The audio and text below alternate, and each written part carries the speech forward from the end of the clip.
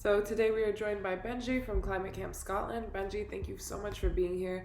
I was wondering if you could tell me a little bit more about the organization. Sure. So Climate Camp Scotland are an autonomous group and we're organising nationally against the fossil fuel industry and for climate justice in Scotland. We have a few different aims. Firstly, to prevent the expansion of Scotland's oil and gas industry and ultimately shut it down. Secondly, to see a just transition for workers in that industry towards secure jobs in alternative employment in renewables. And thirdly, to build bridges between workers, frontline communities, and the climate movement. And what we also want to do is to empower people across Scotland by normalising mass direct action for climate justice. And to do that, we have action camps which we host every year, and we encourage people to get involved. Scotland's really interesting because it has quite ambitious climate goals, but it also has this huge oil and gas industry. How do you see the balance between those two in legislation? Especially in comparison to the UK government. In Scotland, we do have a government which has sought to talk about moving beyond oil and gas. Nicola Sturgeon has shifted her position under pressure from climate activists away from maximum economic recovery of North Sea oil and gas, which is basically getting all of the reserves out of the ground that we can, towards recognizing a need to make a transition which then shifts towards investment in renewable industries. But unfortunately, the rhetoric that we hear from the Scottish government isn't always matched up with actions. So Scotland's missed various climate targets over the last few years. And in contrast to what the Scottish government say, isn't the worker and community-led just transition that we're led to believe, but one which is really aligned with the fossil fuel industry, supporting fantasy technologies like carbon capture and storage, also hydrogen, which kind of enable them to retain the stranglehold over our energy system rather than making a more radical shift towards publicly owned renewable energy, which is what we think needs to happen in Scotland. So, what is fantasy technology exactly? I haven't heard the terminology before. Yeah, so primarily what I'm talking about here is carbon capture, which has for decades been overpromised and underdelivered. So the idea is that companies can capture some of the emissions from burning fossil fuels before they go into the atmosphere and then bury them underground. But there's not a single operational project which actually functional in Europe right now, to my knowledge. I think there's less than 30 projects in the entire world, and technologies which have been promised really haven't actually materialized in any meaningful sense.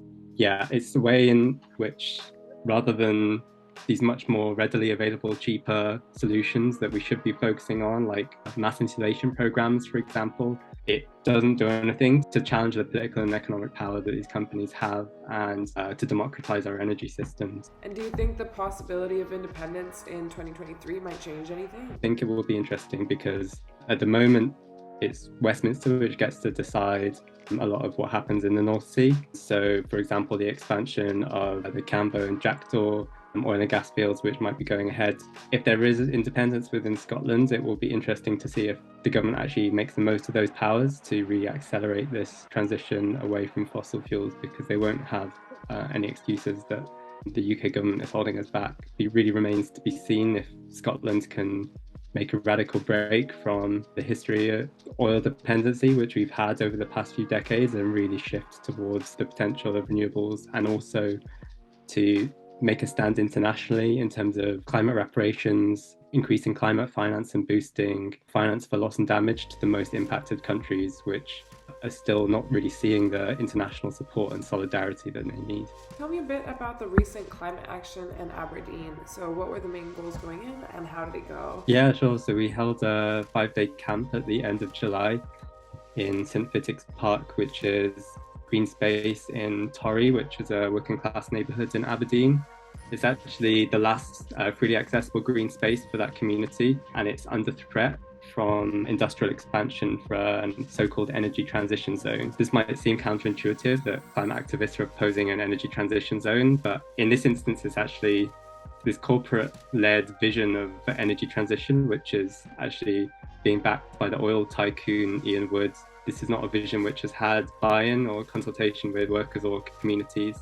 Understandably, residents who really relied on St Fittick's Park for their mental health and for having a space for recreation have been trying to protect this park from industrialization. And this transition zone, like I mentioned to you before, it's relying on some of these same technologies such as carbon capture and hydrogen, which have been heavily promoted by the energy industry with much less emphasis on renewables. The point is there's much better ways to make this a just transition, which is actually one which has democratic mandate and real ownership from workers and communities. It's also important to emphasize that communities in Tory aren't opposed to an energy transition, but what they're opposed to is this corporate land grab when there's suitable brownfield sites that they think would be much better for this transition zone. Yeah, so we held this 5-day camp and we had a series of workshops, discussions, skill shares, public assemblies to really think about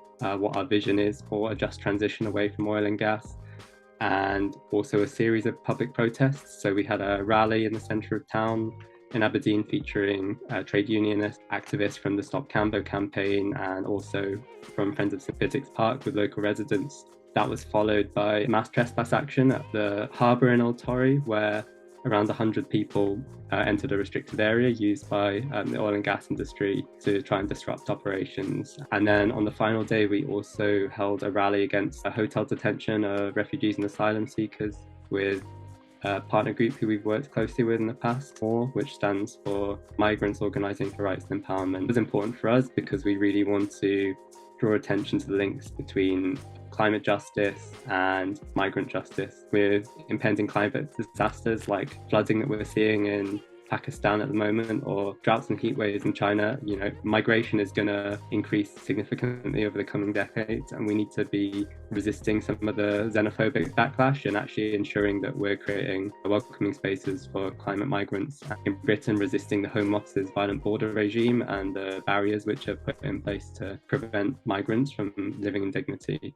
So next, I'd like to know, what are your plans for the year ahead and what are your biggest current goals? Climate Camp Scotland was really formed specifically for the purposes of trying to put these camps together every year to try draw attention to sites where there's issues of environmental injustice within Scotland, where there's big polluters who are not really being interrogated for the harms that they're causing. I think looking ahead, we want to continue that work. So in 2021, we held our first camp outside the Mossmoran Petrochemical Complex in Fife, which has hit neighbouring communities hard with air and noise pollution, flaring off excess gas in particular. And then this year, as I said, we were at St Fittick. Of course, there's many other very polluting sites like pieces of infrastructure and power stations across Scotland. Chiefly among those, I guess, is Grangemouth in Central Belt, which is another oil refinery operated by INEOS, a company which is owned by, I think he was Britain's richest man, Jim Ratcliffe. I think looking forward, we want to try to carry on with trying to spotlight some of these polluting sites. Ideally, we need to see clear plans of action which involve workers and communities to phase out some of these zones of extraction and fossil fuel production and to invest in alternative industries in the area so that people don't have to rely on jobs in these polluting high carbon industries. We're also aiming to carry on our work with other groups, including migrant justice groups in Scotland, and trying to, I guess, deepen the conversation around what climate justice is in Scotland and how we can't conceive of it in just narrow terms around reducing carbon emissions, because actually it's about power, it's about injustice, it's about how we organise our society. We can't solve the climate crisis just through changes in our energy system, through switching from oil to solar power. We have to redesign the basic principles around which our economy operates. So that means rethinking at a really fundamental level, how we live in society. It's about very simple solutions like insulation, but it's also about, car-free cities, making public transport free, and how to bring together environmental and social justice at the core. And how does the organization function? Are there specific leaders? Do you have elections? How do people get involved? Yeah, so in terms of how we organize, like I said, we're an autonomous group. We have representation from different places across Scotland. I mean, a lot of us are based in the Central Belt in Edinburgh and Glasgow, but we do have people active in Climate Camp Scotland from other parts of the country, and partly because of that and partly as a consequence of the pandemic and how that's impacted our work over the past couple of years, like a lot of the organizing we've done has been online, and we do try to organize democratically. We don't have any leaders and we make decisions based on consensus. We try to be as inclusive as possible. For example, also try to think about certain blind spots that the climate movement has had around disability, for example, basically, which will focus on, for example, media or the camp infrastructure. So we had some amazing toilets this year, which we got to use for the first time, which is very exciting. We have a mobile solar power generator, which we use to power the camp, and a big marquee. So we have a group which focuses on that, and we also have groups focusing on welfare, groups focusing on finance, all these different areas. And then to coordinate that, we have regular coordination calls, which anyone involved can join. And in terms of like the big decisions, we try and host big public meetings. So earlier this year, we had a big meeting in Glasgow, which was to decide what our location for the camp would be this year. And that was where we eventually decided to do the camp up in Aberdeen.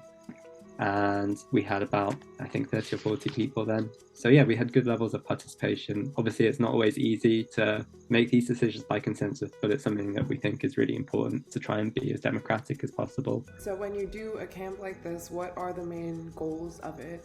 Do you come back later to see how things have gone, or is it really mostly about the occupation itself? Well, I mean, I guess like, you know, the camps that we do are obviously temporary. It's only going to be for a few days, but we have seen how these sorts of protest camps or climate camps can be very effective in terms of blocking environmental harm. So obviously we had like anti-fracking camps in England over the past few years, which were gathered a lot of media coverage and attention and were very significant in disrupting that industry and eventually bringing an end to fracking within Britain. So that was incredibly effective. And of course, we've also seen, the rolling resistance against oil pipelines in North Dakota with Standing Rock in 2019.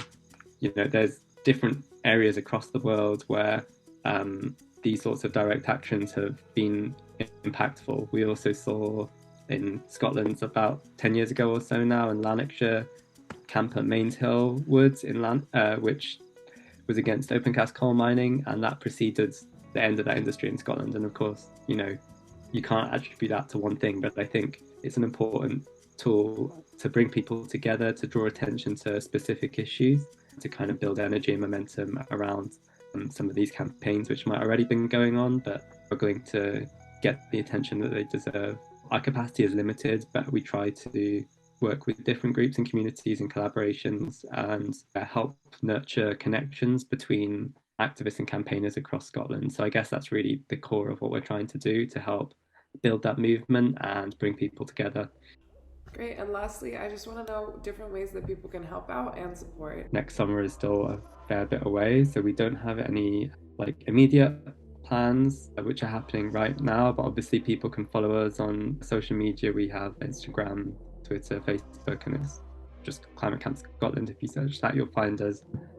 We also have a Slack channel, so if people do want to get involved, they can message us and they can become involved planning in Slack.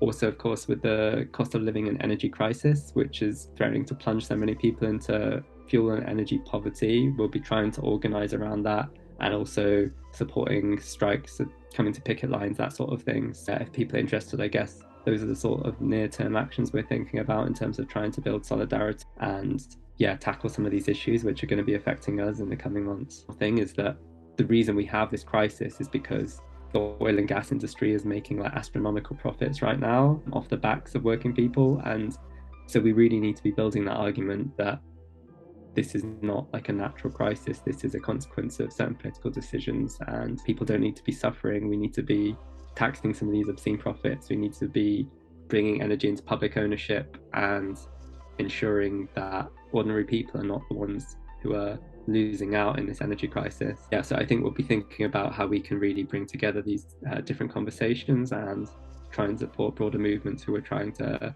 tackle some of these issues in the coming months. Thank you so much for your time, Benji.